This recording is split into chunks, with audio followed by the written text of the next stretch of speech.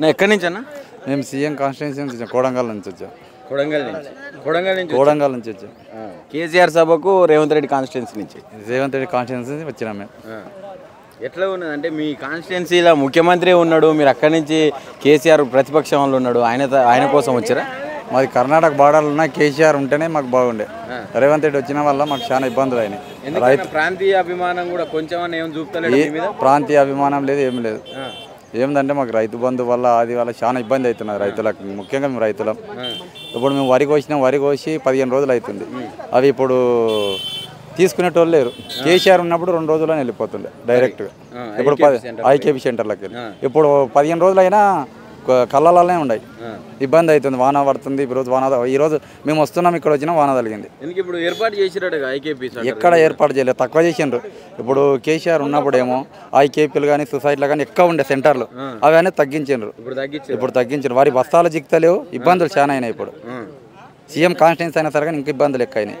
CM కాన్స్టిట్యున్సీలో కూడా ఇబ్బందులు ఉంటాయి. రాష్ట్రం మొత్తం ఎట్లా ఉండాలి? ఇబ్బందులు ఎక్కని. ఇప్పుడు రైతులు అదే కోసతో ఈరోజు వీడికి ఎలకత్తుర్తికి లక్షలాది మంది తరలి వస్తున్నారు కేసీఆర్ అభిమానంతో. ఎట్లా అనిపిస్తున్నది? భారీ సెటప్ వేసారు, మొత్తం ఒక 100 ఎకరాలు మొత్తం ఈ ఏర్పాట్లు చేసారు. ఇటు పార్కింగ్కి ఏ ఇబ్బంది లేకుండా, ఇటు మొత్తం సభకి ఏ ఇబ్బంది లేకుండా, వచ్చిన వాళ్ళకి ఏ ఇబ్బంది లేకుండా చూస్తున్నాం అని చెప్తా ఉన్నారు. ఉన్నాయా అన్ని ఏర్పాట్లు? ఏర్పాట్లు ఉన్నాయి. మేము వస్తుంటేనే మధ్యలో మజ్జిగ ఇస్తున్నారు, అన్ని ఇస్తున్నారు, అన్ని మంచిగా ఉన్నాయి. మేము యాదగిరి గుట్టి ఇక్కడ ఫుడ్ తిన్నా మంచిగా ఉంది. మధ్యలో వచ్చినాక మజ్జిగ ఇచ్చిండ్రు, వాటర్ బాటిల్ ఇస్తుండ్రు, అన్ని సౌకర్యంగా మంచిగా ఉన్నాయి. చూస్తారు మంచిగానే, ఏమి ఇబ్బంది లేదు. ఇంత దూరం వచ్చారు, ఏం ఆశించి అంటే మా కేసీఆర్ చూడాలని ఒక అభిమానంతో అంత దూరంకి వెళ్ళి చూడడానికి ఇప్పుడైతే చూడడానికి వచ్చాను. నెక్స్ట్ ప్రభుత్వం వచ్చేది కేసీఆర్దే. ప్రజలు మొత్తం 10 సంవత్సరాలు రేవంత్ రెడ్డి ఉంటా అంటుండే సీఎం. అదంతా ఉత్తి మాట, అంత జరగని మాటలు.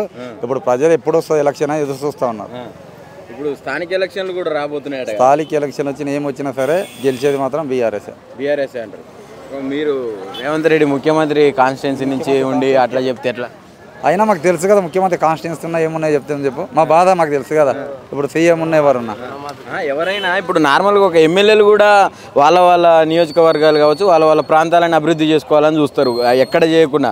కానీ మీరు డైరెక్ట్ ముఖ్యమంత్రి మీ కాడు ఉన్నాడు, మీ ప్రాంతం అయినా ఏం చేస్తలేడా? ఏం చేయడానికి ఇంతవరకు రుణమాఫీ కాలేదు.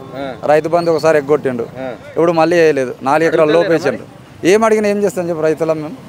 ఈ రోజు చేస్తారు, రేపు చేస్తా అంటున్నాడు, కానీ ఇప్పుడు అయిపోయింది. మళ్ళీ ఇప్పుడు వర్షాకాలం, మళ్ళీ ఏప్రిల్, మే, జూన్, జూలై వస్తుంది. కొడంగల్కి ఇంకో ముఖ్యమంత్రి కూడా ఉన్నాడు కదా? ఉన్నాడు. ఇప్పుడు తిరుపతి రెడ్డి ఆయన ముఖ్యమంత్రి ఉన్నాడు, నడుస్తుంది ఇప్పుడు మొత్తం. అంటే ఆయనే చూసుకుంటున్నాడు. రైతుల పరిస్థితి దీనంగా ఉంది. ఇప్పుడు ప్రస్తుతానికి ఓట్లు పోతలేవు.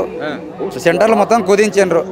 మహిళా సంఘాలకు ఇవ్వలేరు ఈసారి, సొసైటీ వాళ్ళకే ఇచ్చారు, తగ్గించారు. 10 ఉన్నాయనుకో ఇప్పుడు 5 చేసారు, అట్లా తగ్గించేసారు ప్రతి ఒక్కటి. ఏదైనా మార్పు కావాలి అని చెప్పి రేవంత్ రెడ్డిని గెలిపించుకోరు. మార్పు కావాలి, ఈసారి ఖచ్చితంగా రైతులు బాగుపడాలన్నారు. రైతు బాగుపడాలంటేనే మార్పు కావాలని చెప్పి రేవంత్ రెడ్డిని తీసుకొచ్చారు. మళ్ళీ ఇప్పుడు ఏమో రైతులందరూ ఇబ్బంది పడుతున్నాం అంటారు. ఆశించినా ఏదో జరుగుతుందని, కానీ ఇప్పుడు సంవత్సరం దాటిపోయి సంవత్సరంన్నర అవుతుంది, కానీ ఏది జరుగుతలేదు. ఆశ అనేది ఏం లేకుండా పోతుంది. ఏం కడుగు ఇట ముందర కడతలేదు. మరి నువ్వు ఆ కొడంగల్ ప్రాంత బిడ్డగా ఏం చెప్పదలుచుకున్నావు ప్రజలు? ఏం తెలుసుకున్నామంటే మళ్ళీ సీఎం కేసీఆర్ రావాలనే కోరుతున్నాం గట్టిగా, ఖచ్చితంగా. మీరు చెప్పండి. ఇప్పుడు ఇటు వాళ్ళకి కావచ్చు, చెప్పు ఇప్పుడు ముసలోళ్ళకి కావచ్చు, అటు మహిళలకు కావచ్చు, అన్ని మంచి చేస్తున్నా అని చెప్పి రేవంత్ రెడ్డి చెప్తుండు కదా. ఎక్కడన్నారండి? మహిళలకు 2500 అన్నాడు, ఇంతవరకు 2500 లేదు. రైతు బంధు 15,000 అన్నాడు, ఇంతవరకు అది కూడా లేదు. తులం బంగారం అన్నాడు, అది లేదు. రైతులు చాలా అధ్వానంగా ఉన్నారు. చాలా పరిస్థితి ఎట్లుంది అంటే చాలా ఘోరంగా ఉన్నది పరిస్థితి కొడంగల్లో.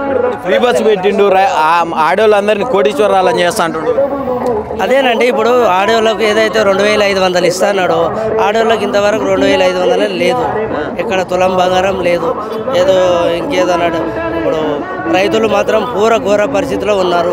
ఎక్కడ ఇవాళ సంచులాడితే కూడా ఇవ్వలేని పరిస్థితి ఉంది. రైతులు మాత్రం చాలా కొడంగల్లో చాలా ఇది ఉన్నారు, అధ్వానంగా ఉన్నారు. ఏం చెప్పదలుచుకున్నాం మరి? ఇప్పుడు అంత దూరం నుంచి వచ్చినావు, ఇప్పుడు మీది కూడా కొడంగల్లేనా? మాది కొడంగల్ కాన్స్టిట్యున్సీ. డైరెక్ట్ బాజాబ్తా ముఖ్యమంత్రి గడ్డ మీద నుంచి కూడా ఇక్కడికి కేసీఆర్ సభకు వస్తారు అయితే జనాలు. మేము ఎన్డీఆర్ చేస్తే మా ముఖ్యం కేసీఆర్ గారు వస్తేనే మళ్ళీ మా ప్రాబ్లమ్స్ సాల్వ్ అవుతాయి.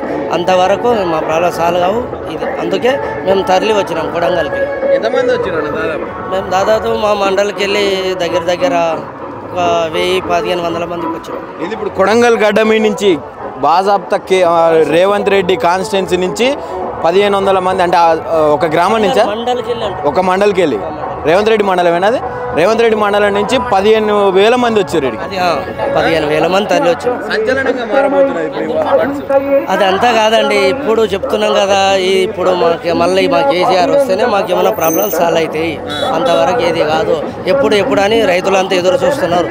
రైతులది అధ్వానంగా ఉన్నది. ఇవాళ 2 లక్షల రుణమాఫీ అన్నాడండి. ఎక్కడ ఉంది 2 లక్షల రుణమాఫీ? ఎక్కడ ఉంది చెప్పండి? ఏడ కాలేదు. మా కాన్స్టిట్యున్సీలో ఒక్క గ్రామంలో దాదాపు 50 మందికి కాలేదు. 2 లక్షలు అన్నారు. ఒక్కొక్కరికి ఏదో 2-3 30,000 50,000 చేసిండు. మిగతా మొత్తం అట్లే ఉన్నారు. చాలా పరిస్థితి ఘోరంగా ఉన్నది. సభను చూసి మేము బ్రహ్మాండంగా మళ్ళీ కేసీఆర్ గారు వస్తారు, మా బాధలు తీరుస్తారు ఒక ఆశయంతో మేము అక్కడికి వెళ్ళి తరలి రావడం జరిగింది.